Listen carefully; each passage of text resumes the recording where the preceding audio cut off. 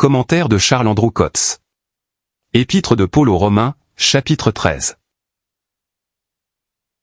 On peut remarquer que selon la sagesse divine, les injonctions de la première partie de ce chapitre ont une large application. Il est juste que toute âme se soumette aux autorités, qui sont au-dessus d'elle. Chapitre 13, verset 1er. Le croyant se trouve dans une sphère où est établi le gouvernement divin, et il doit le respecter. Mais toute âme est invitée à reconnaître que cette autorité est de par Dieu. Cet épître n'omet aucune des relations existant entre Dieu et les hommes. L'une de ces relations est qu'il a établi des autorités. L'institution du gouvernement après le déluge fut une des plus grandes miséricordes que Dieu ait montrées aux hommes. On peut abuser de l'autorité. Il en a été souvent ainsi de la part de l'homme, en tant que créature déchue. Le caractère de l'autorité est d'inspirer la terreur pour ce qui est mal, et de favoriser le bien. Le chrétien doit reconnaître que toute autorité est de par Dieu. Cela le délivre de l'esprit d'iniquité qui méprise l'autorité. Nous avons à cet égard le témoignage personnel du Seigneur, quand il déclare que le pouvoir de Pilate lui a été donné d'en haut. Jean chapitre 19, verset 11. Car il n'existe pas d'autorité, si ce n'est de par Dieu. Chapitre 13, verset 1. Si un gouvernement est renversé, et qu'un autre soit établi à sa place, la foi estimera que cela est de par Dieu. Les voies de Dieu en gouvernement sont rétributives.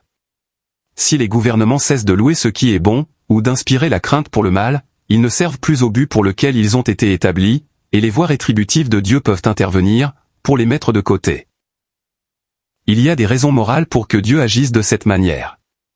Il se peut qu'il châtie une nation, en établissant un régime d'oppression, ou qu'il se serve d'autres nations pour mettre un frein à la méchanceté ou à l'ambition. De plus, derrière tout cela, Dieu a en vue son œuvre à lui et son témoignage, quoique dans son gouvernement, il agisse par des moyens inattendus. Ainsi Paul avait été mis en prison par les autorités, bien qu'il ne fût pas un malfaiteur, mais il nous dit, « Or frères, je veux que vous sachiez que les circonstances par lesquelles je passe, sont plutôt arrivées pour l'avancement de l'Évangile. » Philippiens chapitre 1er, verset 12. Le Seigneur s'est servi de moyens remarquables, afin d'amener la plupart des frères à parler ouvertement et sans crainte, de la parole de Dieu. Il permit que le grand prédicateur fût mis en prison. Je suppose que le courage et la confiance de Paul, même comme prisonnier, stimulèrent les frères, pour qu'ils aient plus de hardiesse, qu'ils n'en eussent eu autrement. L'action des autorités servait en réalité, les desseins de la grâce. Même la persécution a été souvent, pour l'avancement du témoignage de Dieu, de sorte qu'on disait, le sang des martyrs est la semence de l'Église. Il est à noter toutefois, que les gouvernements en général, n'ont pas exercé la persécution, à moins qu'ils n'y aient été incités par des chefs religieux. Dieu s'est servi des cruautés de la persécution, pour créer dans l'esprit des hommes, un sentiment de révolte, et assurer de cette manière, une plus grande liberté pour les siens. Dieu s'est servi de choses sévères et terribles en elles-mêmes, pour l'avancement de son témoignage. Les autorités qui existent, ne sont pas envisagées dans l'Écriture, comme ayant de l'intelligence d'un ordre spirituel. Elles sont représentées comme des bêtes. Daniel chapitre 7. En général, elles ne perçoivent pas par leurs propres moyens, ce que Dieu fait, quoique Nebuchadnezzar et Cyrus particulièrement, aient eu conscience d'avoir été suscités, pour accomplir certaines choses. Cyrus était un homme remarquable, dont le nom avait été mentionné par le prophète Ésaïe, plusieurs générations avant qu'il fût suscité. Ésaïe chapitre 44, verset 28. Chapitre 45, verset 1er. Dieu voulait établir un gouvernement, favorable à ce qu'il avait dans sa pensée, relativement à Jérusalem et au Temple. Il est très intéressant de remarquer, que les 4 empires de Daniel chapitre 7, à savoir babylonien, médo-perse, grec et romain, ont couvert cette partie de la terre, où se sont trouvés, la plus grande partie de ceux qui appartiennent à Dieu comme son peuple, qu'il s'agisse des Juifs, depuis le temps de la captivité, ou des gentils, qui ont été plus tard visités par la grâce. Toutes les autorités doivent être reconnues comme étant de par Dieu. Mais celles qui ont une place distincte dans la prophétie, ainsi que nous le voyons en Daniel chapitre 7, sont celles qui existent, où se trouve en général, le peuple de Dieu et son témoignage. L'empire grec succéda à l'empire médo-perse, et prépara le chemin par la diffusion de la langue grecque, sur une grande étendue de territoire, pour l'extension du témoignage divin, laquelle le grec donnait à prévoir. car le grec est la langue choisie de l'inspiration du Nouveau Testament. Dieu montre qu'ensuite, sa pensée fut de répandre son témoignage vers l'Ouest, et il permit que l'Empire romain succédât à l'Empire grec. La sphère spéciale de son action en gouvernement a correspondu à celle de ses voies en grâce. Tout était arrangé, en vue de ce que Dieu faisait ou allait faire, relativement à son témoignage. Dieu avait ordonné ces choses, de sorte que celui qui résiste à l'autorité, résiste à l'ordonnance de Dieu. Romains chapitre 13, verset 2. Par son gouvernement, Dieu travaille pour le bien de chacun de nous, si nous faisons ce qui est bien. Mais si nous faisons le mal, nous aurons à en souffrir. Ainsi toute personne sensée, et soumise, non pas seulement par crainte de la colère, c'est-à-dire par crainte des conséquences de l'insoumission, mais à cause de la conscience. Romains chapitre 13, verset 5.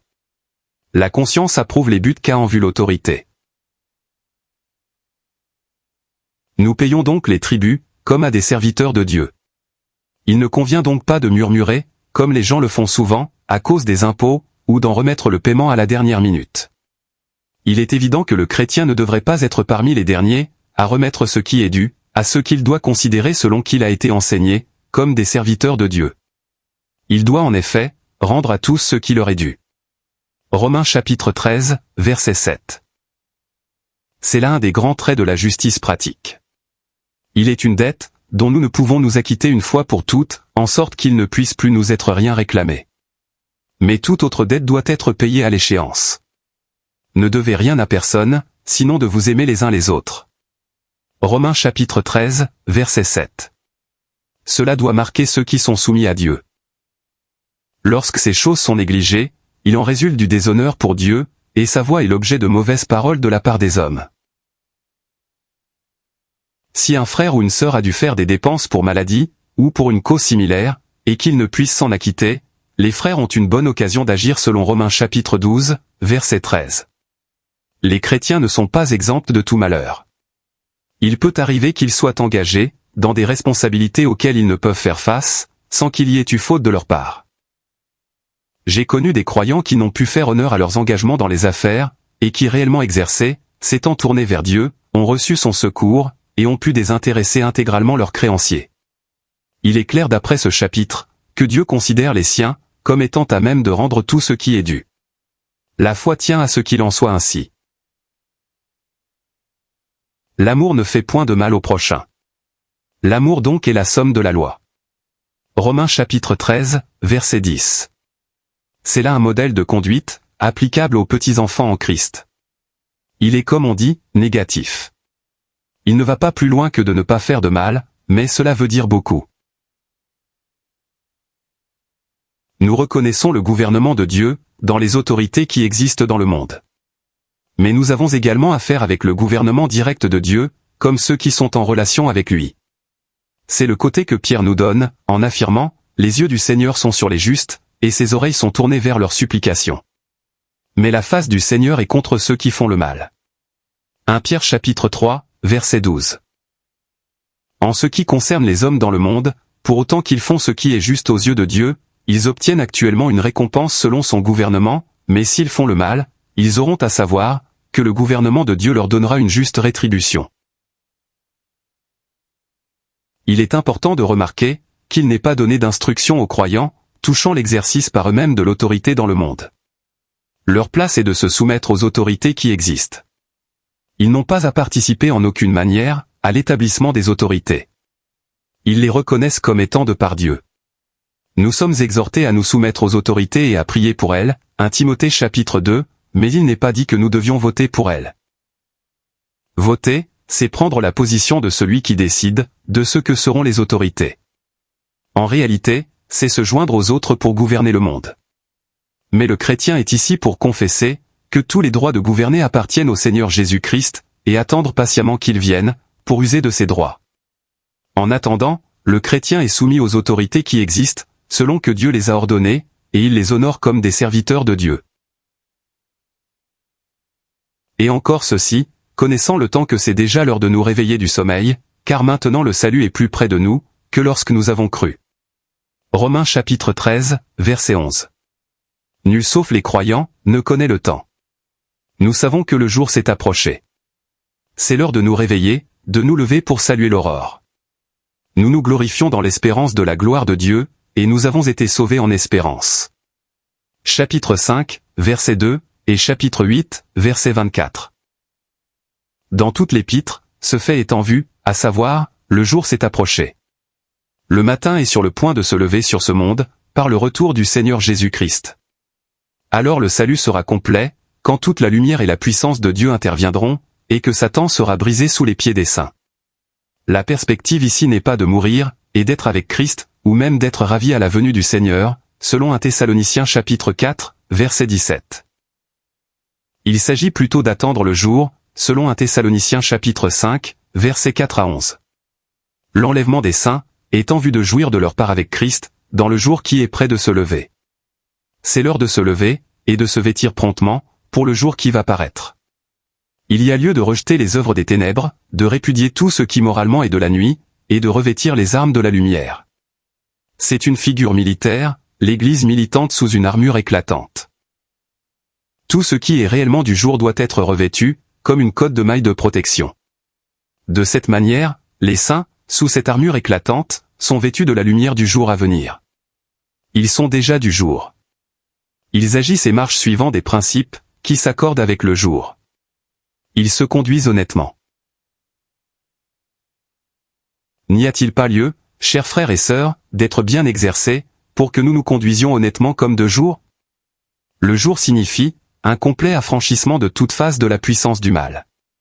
Cela doit caractériser un saint, pour ainsi dire, à l'avance. Mais il y a plus que la délivrance du mal. Le Seigneur Jésus-Christ doit être revêtu. Romains chapitre 13, verset 14. C'est là une exhortation remarquable en ce qu'elle comporte son titre entier. Le croyant doit le revêtir, afin qu'il présente ici-bas cette glorieuse personne, qui est le soleil du jour à venir. Ainsi, le croyant porte sur lui le Seigneur, en montrant d'une manière évidente, dans toutes ses voies, qu'il lui est soumis. Il revêt Jésus comme ayant ces précieuses qualités d'obéissance, de dépendance, de douceur et d'humilité qui l'ont marqué lui, ici-bas. Il revêt Christ, comme prenant son caractère de l'homme oint, du plaisir de Dieu, qui va bientôt faire intervenir publiquement, tout ce en quoi sont les délices de Dieu. Tout cela ne doit pas seulement se trouver dans le croyant, comme quelque chose qu'il chérit dans ses affections, mais être vu sur lui, d'une manière pratique en témoignage. Paul était de cela un très bel exemple. Qui eût pu ne pas voir, qu'il était soumis au Seigneur? Que la vie de Jésus était manifestée dans sa chair mortelle? Ou que Christ était magnifié dans son corps? Dieu faisait des miracles extraordinaires par les mains de Paul. Mais on peut comprendre qu'il y avait quelque chose de moralement suggestif en ce que l'on portait de dessus son corps des mouchoirs et des tabliers sur les infirmes, et les maladies les quittaient. Actes chapitre 19, versets 11 et 12. On aimerait à être touché par les vêtements de quelqu'un qui aurait revêtu le Seigneur Jésus-Christ. Ils auraient pour effet de chasser les maladies morales et les esprits méchants. Le jour s'est approché. Romains chapitre 13, verset 12. Nous ne recherchons pas des indications extérieures. Je crains que de nombreuses personnes soient beaucoup trop occupées des choses qui se passent dans le monde, comme étant des signes que la venue du Seigneur est proche. La grande indication spirituelle en est que le jour s'est approché dans le cœur des saints, et que l'étoile du matin s'y est levée. 2 Pierre chapitre 1er, verset 19.